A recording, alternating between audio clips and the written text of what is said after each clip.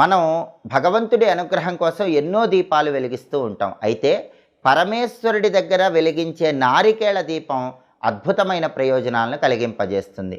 కార్తీక మాసంలో వచ్చే ఏ సోమవారం అయినా సరే ఈశ్వరుడి దగ్గర నారికేళ దీపాన్ని వెలిగిస్తే లక్ష్మీ కటాక్షం కలుగుతుంది, శివానుగ్రహం కలుగుతుంది.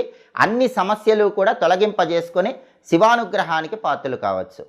కార్తీక మాసంలో వచ్చే సోమవారం వీలు కాని పక్షంలో ఏ నెలలోనైనా సరే సోమవారం పూట సాయంకాలం ప్రదోష సమయంలో ఈశ్వరుడి దగ్గర నారికేళ దీపాన్ని వెలిగిస్తే ఆ గృహంలో శివుడు ఆనంద తాండవం చేసి అష్టైశ్వర్యాలు భోగభాగ్యాలను కలిగింపజేస్తాడు.